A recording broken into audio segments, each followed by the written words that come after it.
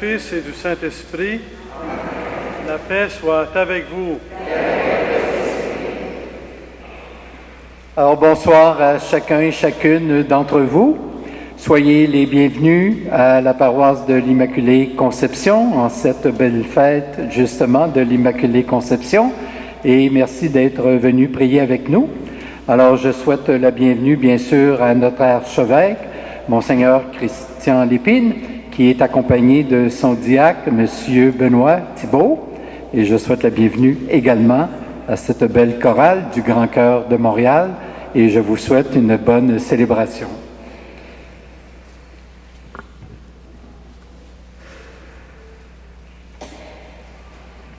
Chers frères et sœurs, c'est toujours une grande joie pour moi d'être ici le 8 décembre. C'est la 4e fois que je viens présider en cette messe en l'honneur de l'Immaculée Conception.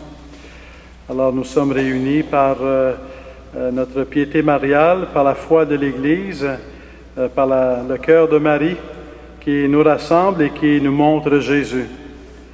Au début de cette Eucharistie, nous pouvons demander pardon au Seigneur parce qu'il nous arrive de manquer de docilité à l'appel du Seigneur, de manquer de confiance, de manquer d'ouverture du cœur. Alors prions avec confiance le Seigneur en lui demandant pardon. Toi que le Père a comblé de toute bénédiction, Seigneur, prends pitié.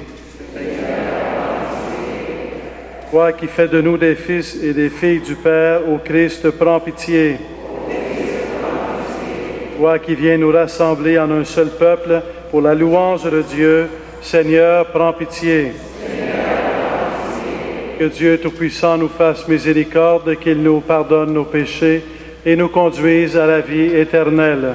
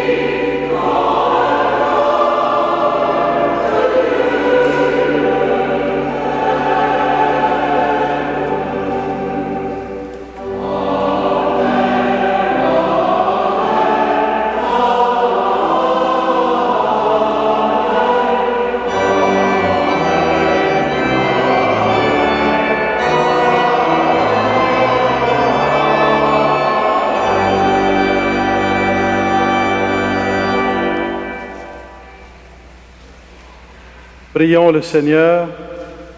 Seigneur, tu as préparé à ton Fils une demeure digne de lui par la conception immaculée de la Vierge, puisque tu l'as préservé de tout péché par une grâce venant déjà de la mort de ton Fils. Accorde-nous, à l'intercession de cette mère très pure, de parvenir jusqu'à toi, purifier nous aussi de tout mal. Par Jésus-Christ, ton Fils, notre Seigneur et notre Dieu, qui règne avec toi et le Saint-Esprit, maintenant et pour les siècles des siècles.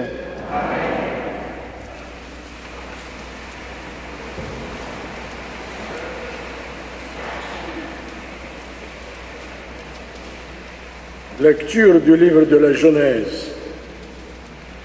Quand l'homme eut désobéi à Dieu, le Seigneur Dieu l'appela et lui dit : « Où es-tu donc ?» L'homme répondit : « Je t'ai entendu dans le jardin, j'ai pris peur parce que je suis nu et je me suis caché. » Le Seigneur reprit : « Qui donc t'a dit que tu étais nu ? Je t'avais interdit de manger du fruit de l'arbre. En aurais-tu mangé ? » L'homme répondit : « La femme que tu m'as donnée, c'est elle qui m'a donné du fruit de l'arbre et j'en ai mangé. » Le Seigneur dit à la femme : « Qu'as-tu fait là ?» La femme répondit : « Le serpent m'a trompé et j'ai mangé. » Alors le Seigneur Dieu dit au serpent : « Parce que tu as fait cela, tu seras maudit parmi tous les animaux et toutes les bêtes des champs. Tu ramperas sur le ventre et tu mangeras de la poussière tous les jours de ta vie. Je mettrai une hostilité entre la femme et toi, entre sa descendance et ta descendance. Sa descendance te meurtrira la tête, et toi, tu lui meurtriras le talon. » L'homme appela sa femme Ève, c'est-à-dire la vivante, parce qu'elle fut la mère de tous les vivants. Parole du Seigneur.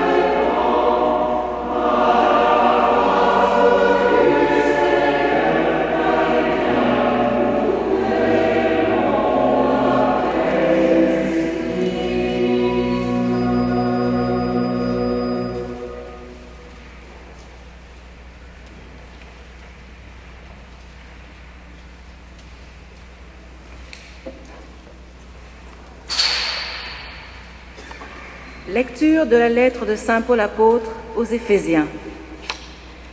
Béni soit Dieu, le Père de notre Seigneur Jésus-Christ. Dans les cieux, il nous a comblés de sa bénédiction spirituelle en Jésus-Christ.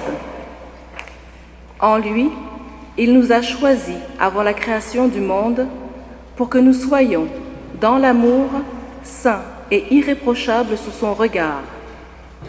il nous a d'avance destinés à devenir pour lui des fils et filles par Jésus-Christ. Voilà ce qu'il a voulu dans sa bienveillance, à la louange de sa gloire, de cette grâce dont il nous a comblés en son Fils bien-aimé. En lui, Dieu nous a d'avance destinés à devenir son peuple, car lui qui réalise tout ce qu'il a décidé, il a voulu que nous soyons ceux qui avaient espéré dans le Christ, à la louange de sa gloire. Parole du Seigneur.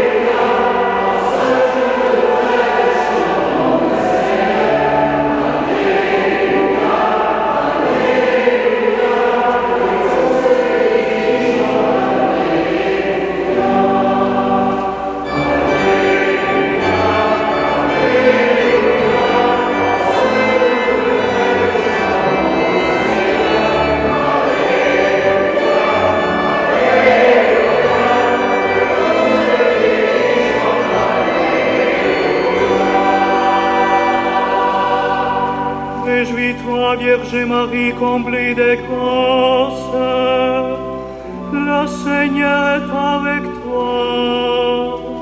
Tu es bénie entre toutes les femmes.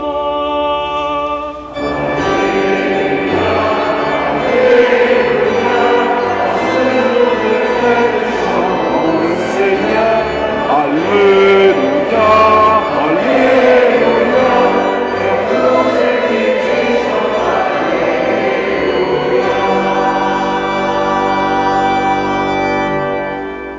Le Seigneur soit avec vous. Évangile de Jésus le Christ selon saint Luc.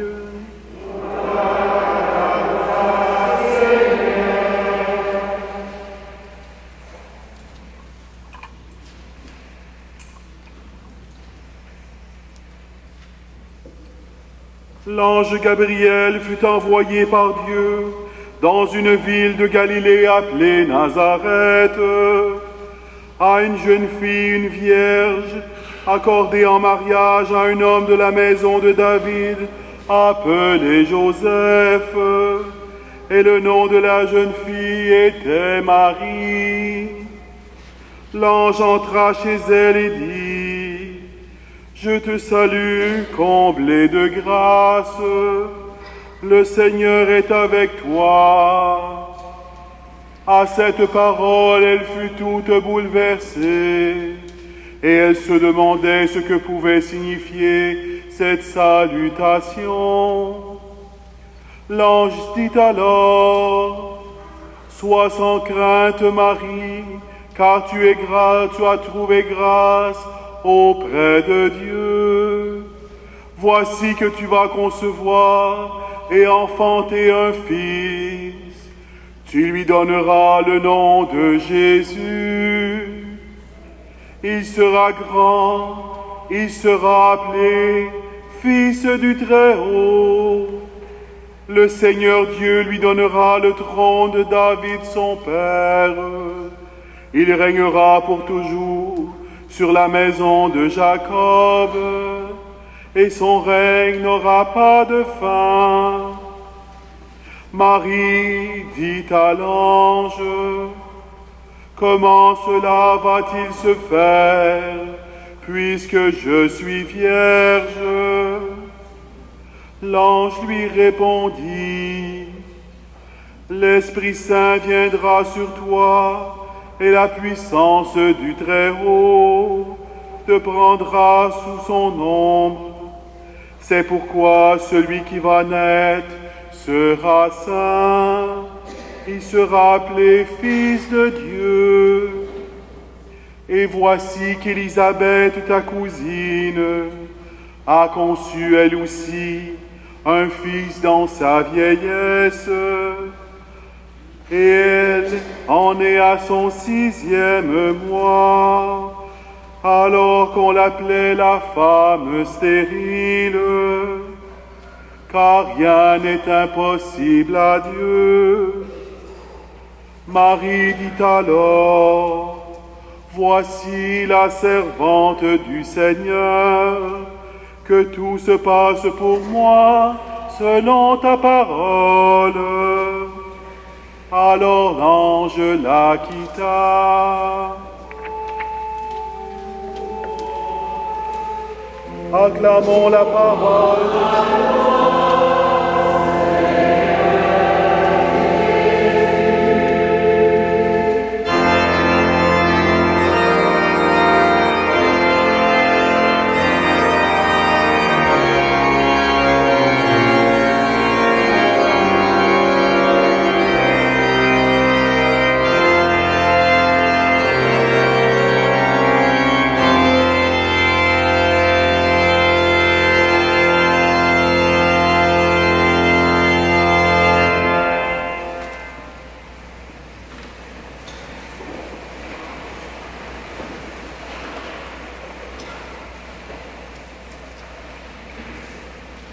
Comme vous savez, partout dans l'Église universelle commence aujourd'hui l'année de la miséricorde. Donc le pape François, la basilique Saint-Pierre de Rome, a ouvert en ce jour même les portes de la miséricorde. La miséricorde, qu'est-ce que ça veut dire? On pourrait penser spontanément à pardon. Et certainement que le pardon est une dimension de la miséricorde. Mais si on regarde le sens même du mot, dans le miséricorde, il y a deux mots. Il y a le mot misère et il y a le mot cœur. Miséricordia, cordes, cœur et misère. La miséricorde de Dieu, c'est Dieu qui prend sur son cœur notre misère. C'est Dieu qui porte avec son cœur notre misère. C'est Dieu qui nous porte dans son cœur. Quelle que soit notre misère, le péché, la souffrance, la mort, Dieu, riche en miséricorde, veut prendre sur son cœur notre misère. Mais est-ce qu'on peut prendre la misère de quelqu'un sur notre cœur si on est loin de cette personne? Donc la miséricorde, dans un premier temps, afin de pouvoir prendre notre misère sur son cœur, dans un premier temps, la miséricorde de Dieu, c'est que Dieu se fait proche de nous. Il se rapproche de nous, il se fait proche de nous pour être avec nous, pour prendre notre misère sur son cœur, pour nous prendre avec notre misère sur son cœur. Et pour se faire proche de nous, il a voulu passer par le oui de Marie. Et dans ce sens-là, c'est une réalité à la fois magnifique et remplie d'espérance. Comment un oui à Dieu peut transformer non seulement la vie de la personne qui dit oui, mais quelque part l'histoire du monde. Lorsque Marie a dit oui à Dieu, ça a transformé sa vie. Elle a reçu Jésus en son sein. Elle a reçu le Fils éternel en son sein afin qu'il soit Dieu fait homme, Jésus-Christ. Et donc ça a changé sa vie. Elle est devenue la mère de Jésus. Mais ça a aussi changé l'histoire du monde parce qu'en devenant la mère de Jésus, elle donne Jésus au monde. Dans l'acte où elle reçoit Jésus, elle est celle qui a le mieux reçu Jésus, mais elle est aussi celle qui a le mieux donné Jésus au monde. Donc son oui a changé sa vie et a changé l'histoire du monde. Mais ce qui est vrai pour Marie est vrai pour chacun et chacune d'entre nous. Lorsque notre vie se fait oui à Dieu, ça change notre vie et ça change l'histoire du monde. Ça change notre vie parce qu'on reçoit Dieu en nous, on reçoit Dieu en nous et on vit en Dieu. Et rempli, participant à la vie de Dieu, on participe à son amour, à sa paix, à sa justice, à sa douceur et on est transformé par Dieu. Mais en même temps, on agit. Transformé par Dieu, on devient des instruments de la paix de Dieu, des instruments de la miséricorde de Dieu, où on apprend à supporter les uns les autres et à porter sur notre cœur la misère des autres, des personnes que l'on rencontre. Et donc, quelque part, pour nous aussi, nous ne sommes pas Marie, ce n'est pas l'ampleur de Marie, mais c'est une vocation réelle. Une vocation de tout baptiser, à dire oui à Dieu pour recevoir Dieu et pour donner Dieu au monde. Et quand on reçoit Dieu et qu'on donne Dieu au monde, on change notre vie et on change l'histoire du monde. On change l'histoire des gens autour de nous, on change l'histoire de notre société. Dire oui à Dieu. C'est comme la clé pour changer l'histoire du monde, c'est de dire oui à Dieu. Voici la servante du Seigneur, qu'il me soit fait selon ta parole. C'est comme un souhait. Parce qu'en disant oui à Dieu, Marie aurait pu dire oui, après tout, c'est toi le patron, alors je vais dire oui. Ça aurait pu dire ça ne me tente pas, mais je vais quand même dire oui. Je pensais que ma vie serait autre chose, plus intéressante. Là. Je vais quand même dire oui. Ou bien ça me dépasse trop, je vais quand même dire oui, mais ça me dépasse vraiment. Mais c'est pas ça qu'elle dit. Voici la servante du Seigneur, à la disposition du Seigneur. Voici l'humble servante du Seigneur. Qu'il me soit fait selon ta parole, c'est-à-dire, oui, cette parole, j'espère qu'elle va se réaliser en nous, en moi et en nous.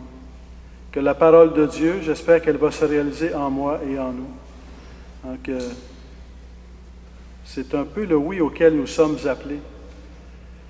Dire oui à Dieu dans le sens de la joie que Dieu nous vienne à nous et dans le sens de la joie que nous avons d'être visités par Dieu et transformés par Dieu et dans le sens de la joie que Dieu agit non seulement en nous, mais qu'il agit à travers nous. Qu'il me soit fait selon ta parole. Oui, Seigneur. Oui, Seigneur, qu'il me soit fait selon ta parole. Viens agir en moi pour agir à travers moi. Viens m'enrichir de ton amour pour que je devienne un canal de ton amour. Viens m'enrichir de ta grâce pour que je devienne un canal de ta grâce. Viens m'enrichir de ta paix pour que je devienne un canal de ta paix. Viens m'enrichir de ton pardon pour que je devienne un canal de ton pardon. Alors, regarder Marie, c'est regarder Marie, mère de Jésus, donc, et mère de l'Église, et notre mère, mais c'est aussi regarder celle que nous sommes appelés à imiter. Nous sommes appelés à imiter Marie, dans le sens à dire oui à Dieu, pour recevoir Dieu et donner Dieu au monde. Et c'est pour ça que chaque jour et tout au long de cette année de la miséricorde, dans la mesure où Marie, c'est celle qui a le mieux reçu Jésus, c'est celle qui a le mieux donné Jésus au monde, et dans ce sens-là, nous pouvons la prier pour que nous-mêmes, à notre tour, nous apprenions à recevoir Jésus de plus en plus dans notre cœur et dans notre vie, mais aussi à donner Jésus de plus en plus dans notre cœur et dans notre vie. Et certainement que dans toute la démarche de recevoir Jésus et de donner Jésus, la miséricorde est comme au centre. Recevoir Jésus, c'est recevoir la miséricorde de Dieu qui prend notre misère sur lui. Donner Jésus, c'est donner la miséricorde de Dieu qui prend la misère du monde sur lui. Donc, c'est se faire service de la miséricorde. C'est apprendre à aimer la miséricorde, à servir la miséricorde, à dire oui à la miséricorde dans notre vie et à être un instrument de miséricorde. Nous aurons toute l'année pour approfondir le mystère de la miséricorde, donc on va laisser pour d'autres homélies. Mais je vous invite à ce qu'on fasse ce cheminement ensemble. La miséricorde, c'est au cœur du mystère de Dieu et c'est au cœur du mystère de Jésus-Christ. Et dans cette magnifique Église, on est comme entre le cœur immaculé de Marie et le Sacré-Cœur de Jésus. Le cœur immaculé de Marie, c'est le cœur qui a été protégé par la miséricorde de Jésus pour qu'elle soit conçue sans péché. Et le Sacré-Cœur de Jésus, c'est le cœur qui a pris sur lui nos misères, nos péchés, nos souffrances, nos morts, pour pouvoir nous enrichir de la miséricorde de Dieu, de la vie de Dieu. Donc, nous pouvons, tout au long de l'année, passer faire cette année de pèlerinage, si on veut, aux sources de la miséricorde, non pas seul, mais accompagné entre le cœur immaculé de Marie et le Sacré-Cœur de Jésus. Alors donc, que chacun de nous, on puisse entrer toujours plus avant dans le mystère de la miséricorde, mais qu'en même temps, on apprenne tous ensemble à devenir un peuple de la miséricorde. Le peuple chrétien, le peuple qui croit en la miséricorde de Dieu, ce que nous sommes, est appelé à être un peuple de la miséricorde, donc un peuple qui annonce la miséricorde de Dieu. Le monde a besoin de la miséricorde de Dieu. Les souffrances ont besoin de la miséricorde de Dieu, les blessures ont besoin de la miséricorde de Dieu. Il y a un besoin immense dans nos vies personnelles, dans nos familles, dans la société, dans le monde, de la miséricorde de Dieu. Alors prions Marie, le cœur immaculé de Marie et le Sacré-Cœur de Jésus, pour qu'ensemble nous devenions le peuple de la miséricorde.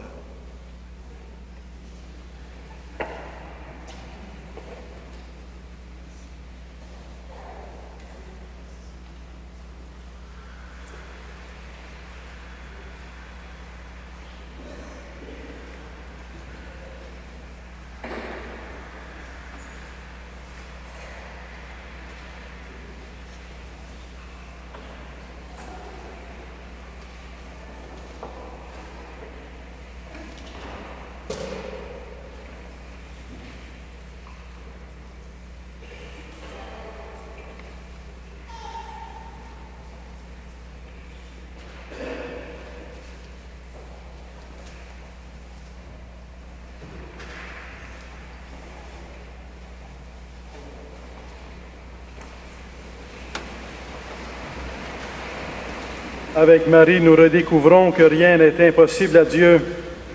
Proclamons notre foi en celui qui nous rassemble pour célébrer ses louanges. Je crois en Dieu, le Père Tout-Puissant, Créateur du ciel et de la terre, et en Jésus-Christ, son Fils unique, notre Seigneur, qui a été conçu du Saint-Esprit, est né de la Vierge Marie, a souffert sous Ponce Pilate, a été crucifié, est mort et a été enseveli, est descendu aux enfers, le troisième jour est ressuscité des morts, est monté aux cieux, est assis à la droite de Dieu, le Père Tout-Puissant, d'où il viendra juger les vivants et les morts. Je crois en l'Esprit Saint, à la Sainte Église catholique, à la communion des saints, à la rémission des péchés, à la résurrection de la chair, à la vie éternelle. Amen. Confiant dans la miséricorde de Dieu, par l'intercession de la Vierge Marie, portons jusqu'auprès du Père l'espérance du monde et les appels de sa misère. Pour que nous puissions tous faire l'expérience de la miséricorde de Dieu, qui ne se lasse jamais de pardonner, prions.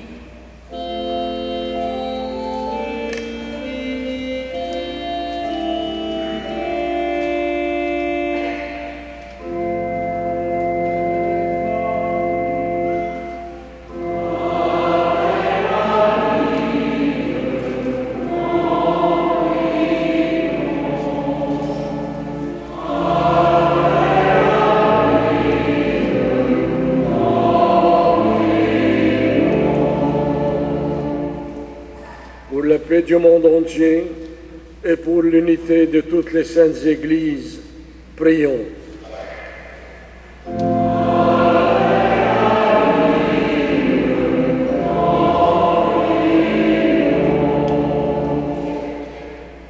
Pour tous ceux et celles qui se dévouent au service de leurs frères et de leurs sœurs, pour ceux et celles qui se souviennent des pauvres, des vieillards, des malades et des étrangers, prions.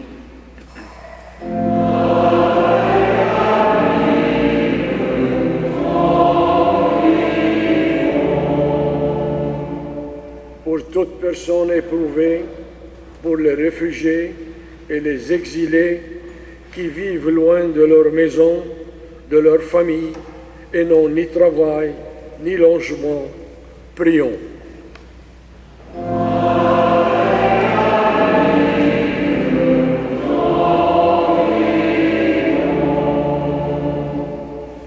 Pour toutes les communautés accueillant les réfugiés, prions.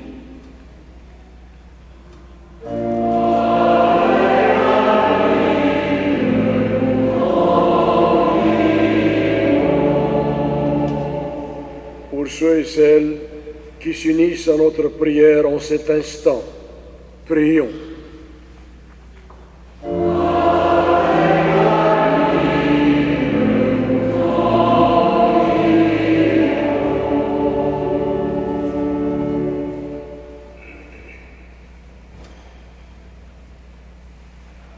Seigneur Dieu, Père de notre peuple, regarde Marie, celle que tu as choisie pour être la mère de ton Fils. C'est en son nom que nous te prions. Exauce nos demandes et donne-nous d'être un jour rassemblés auprès de toi pour célébrer ta gloire. Nous te le demandons par Jésus, ton Fils, notre Seigneur. Amen.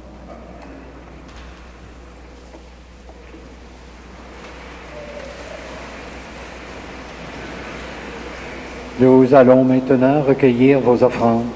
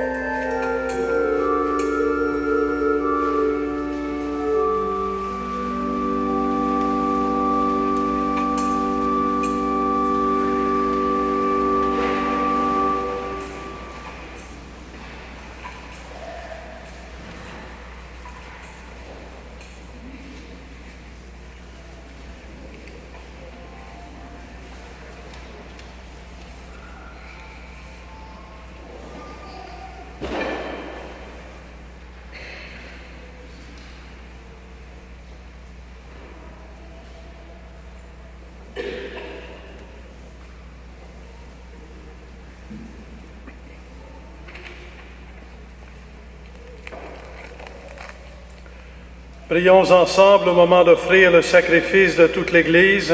Pour la gloire de Dieu et le salut du monde. Accueille, Seigneur, le sacrifice du salut que nous t'offrons en ce jour, où nous célébrons la conception immaculée de Marie.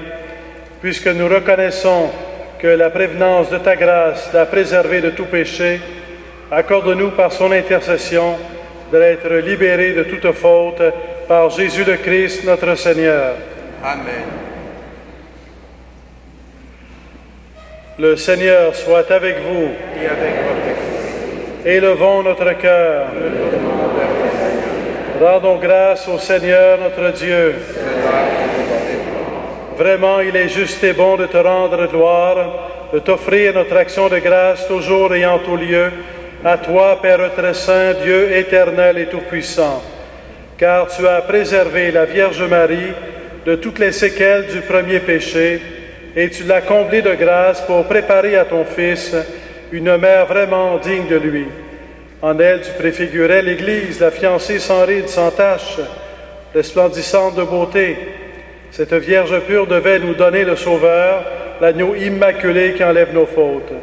Choisie entre toutes les femmes, elle intervient en faveur de ton peuple et demeure pour lui l'idéal de la sainteté. C'est pourquoi, avec tous les anges du ciel, pleins de joie, nous chantons.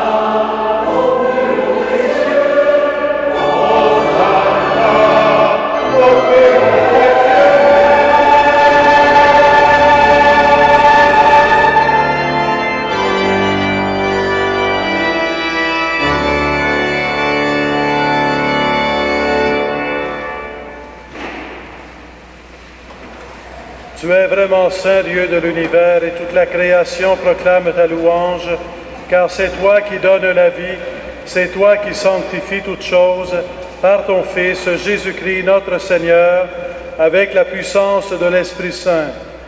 Et tu ne cesses de rassembler ton peuple afin qu'il te présente partout dans le monde une offrande pure.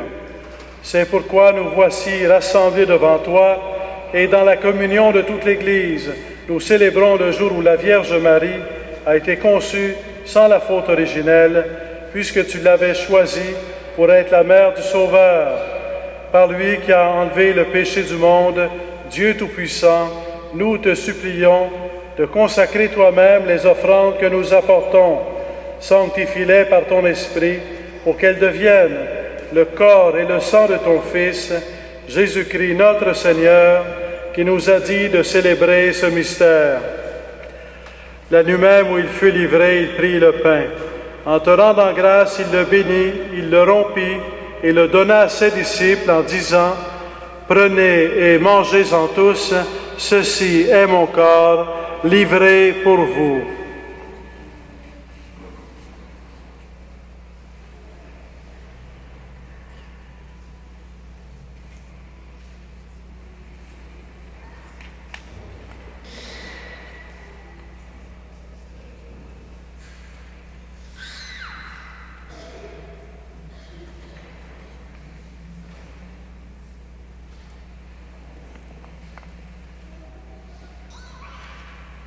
De même, à la fin du repas, il prit la coupe. En te rendant grâce, il la bénit et la donna à ses disciples en disant, « Prenez et buvez-en tous, car ceci est la coupe de mon sang, le sang de l'alliance nouvelle et éternelle, qui sera versé pour vous et pour la multitude en rémission des péchés. Vous ferez cela en mémoire de moi. »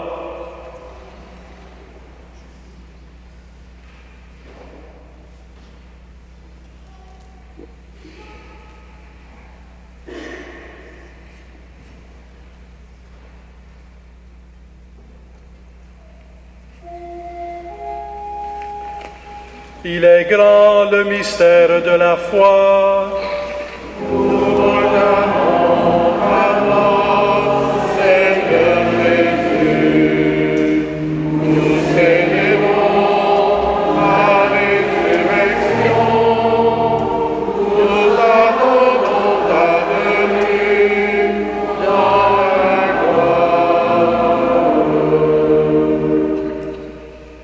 Faisant mémoire de ton Fils, de sa passion qui nous sauve, de sa glorieuse résurrection et de son ascension dans le ciel, alors que nous attendons son dernier avènement, nous présentons cette offrande vivante et sainte pour te rendre grâce.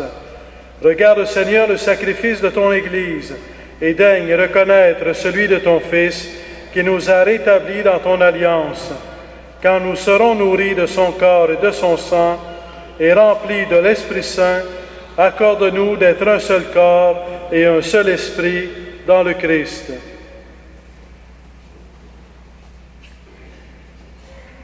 Que l'Esprit Saint fasse de nous une éternelle offrande à ta gloire, pour que nous obtenions un jour les biens du monde à venir, auprès de la Vierge Marie, la bienheureuse Mère de Dieu, avec Saint Joseph, son époux, avec les apôtres, les martyrs, et tous les saints et saintes qui ne cessent d'intercéder pour nous. Et maintenant, nous te supplions, Seigneur, par le sacrifice qui nous réconcilie avec toi, étends au monde entier le salut et la paix. Affermis la foi et la charité de ton Église au long de son chemin sur la terre. Veille sur ton serviteur, le pape François, et notre archevêque Christian, l'ensemble des évêques, les prêtres, les diacres et tout le peuple des rachetés. Écoute les prières de ta famille assemblée ici devant toi et ramène à toi, Père très aimant, tous tes enfants dispersés.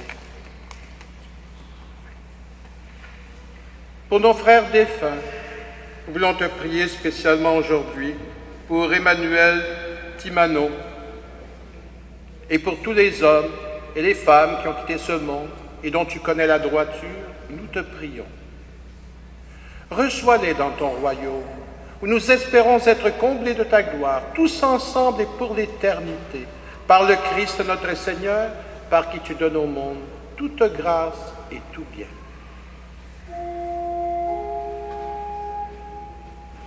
Par lui, avec lui et en lui, à toi, Dieu le Père Tout-Puissant, dans l'unité du Saint-Esprit, tout honneur et toute gloire pour les siècles des siècles.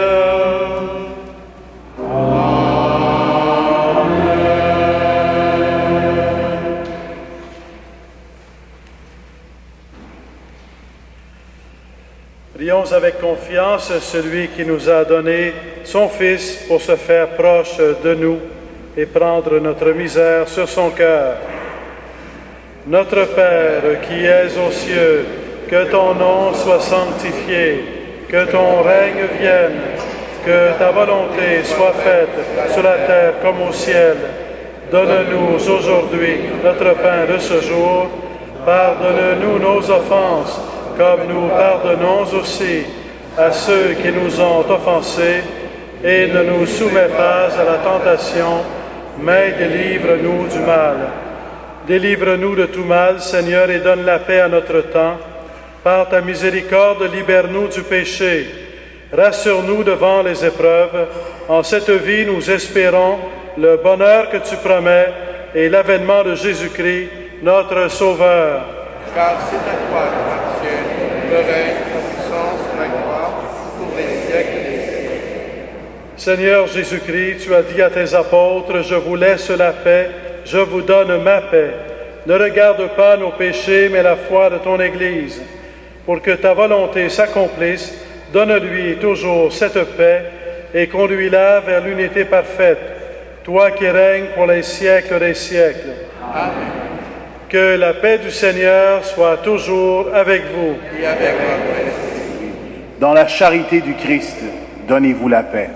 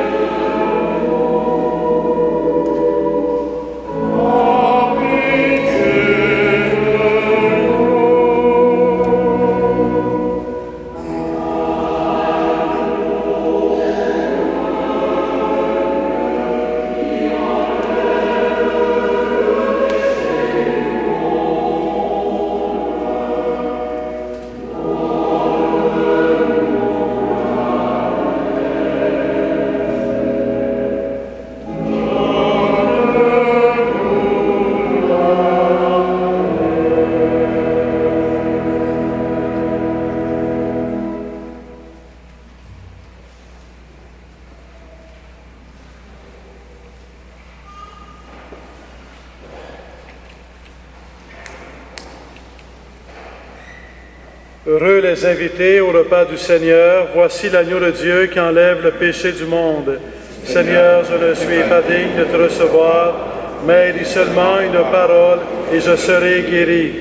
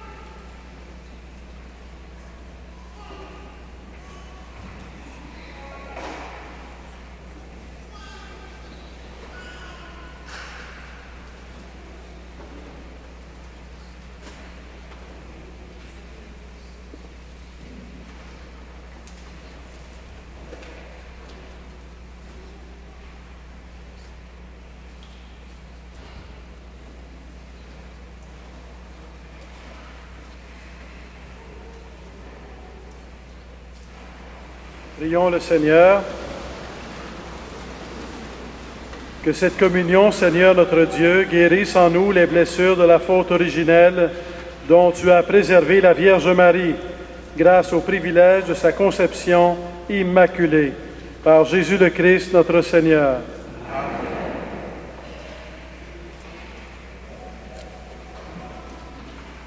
Alors, je voudrais remercier en votre nom et en mon nom personnel, bien sûr, Monseigneur Lépine de sa généreuse présence parmi nous, de sa prière également.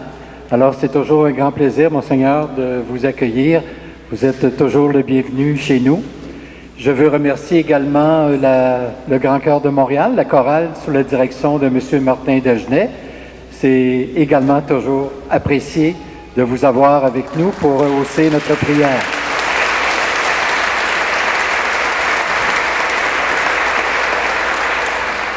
Vous aussi, soyez les bienvenus pour une prochaine. Et merci également à toutes les personnes qui ont contribué à la réalisation de cette belle célébration. Merci à vous d'être venus avec nous prier. Et vous êtes invités, après la célébration, à l'arrière de l'Église, à partager un petit goûter que des personnes généreuses ont bien préparé à votre intention. Merci.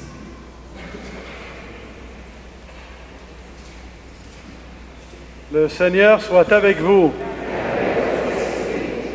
À la fin de la célébration, je vais être ici devant le sanctuaire pour saluer les personnes qui le désireront. Alors, je vous appelle que vous pouvez revenir toute l'année dans cette église de l'Immaculée Conception, entre le cœur immaculé de Marie et le Sacré-Cœur de Jésus. Puissiez-vous entrer toujours davantage dans la miséricorde de Dieu. Et que Dieu Tout-Puissant vous bénisse, le Père, le Fils et le Saint-Esprit. Allez dans la paix du Christ.